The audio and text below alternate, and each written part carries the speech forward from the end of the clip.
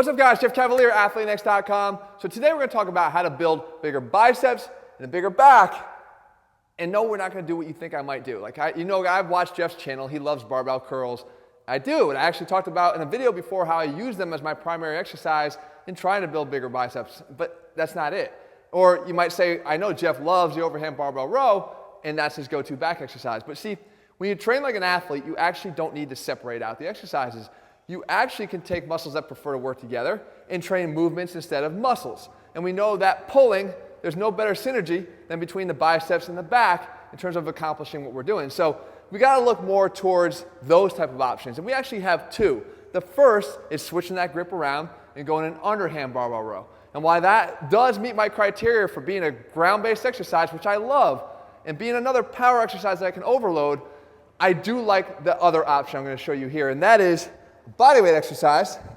I know people are like, bodyweight, but you can't build muscle with bodyweight. Yes, you can, especially if you don't continue to do what a lot of people do, and that is forget that bodyweight doesn't mean that you have to be unweighted. See, bodyweight is using your own body in space and commanding that, and that's a very athletic thing to do, but being able to load it can still be done. And a weighted chin-up is one of the best things you can do to build bigger biceps and a bigger back in one shot. Now here's a couple criteria. Number one, because we can go underhand this way with a supinated grip on the bar as we can with a chin-up, we can get more bicep activation. Anybody who knows that they've tried any kind of chin-up before, they know the biceps are heavily recruited.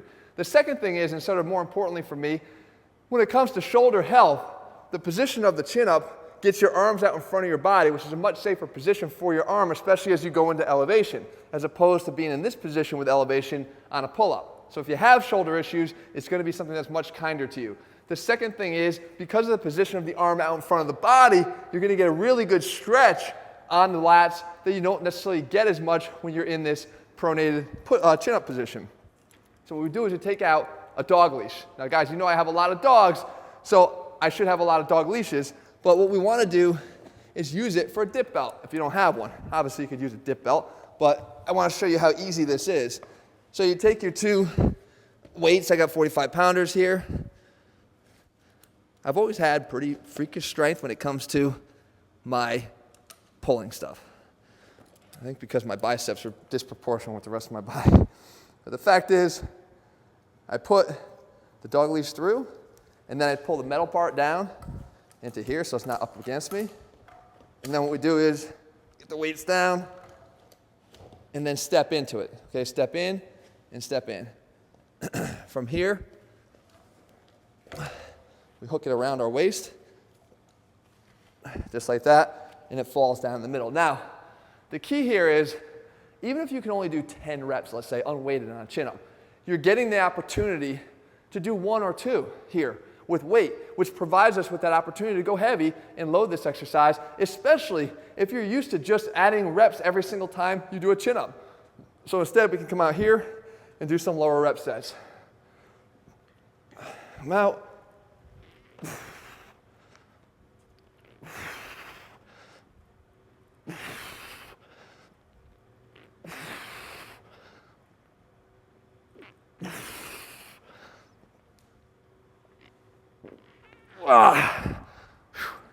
Okay, so a different feeling for sure. Now, you don't have to stop there. If you wanted to continue to go for more overload, hop right up on the bar again in this pre-fatigue state and try to rep out some now unweighted chin-ups. You should feel like a feather.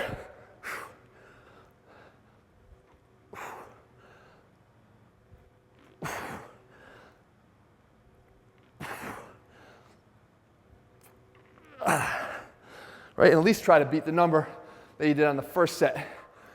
But the idea here, guys, is commanding your body weight is always going to be an athletic endeavor.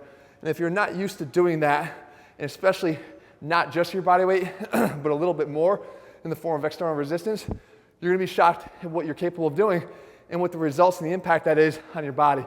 The best way to start building bigger biceps and back is to try to get them to integrate and work together. And this is a great option for doing it. Simple, straightforward, yes, but no less effective. Guys, if you're looking for a complete bodyweight program, we actually have one called ATHLEAN-X. It's over at ATHLEAN-X.com.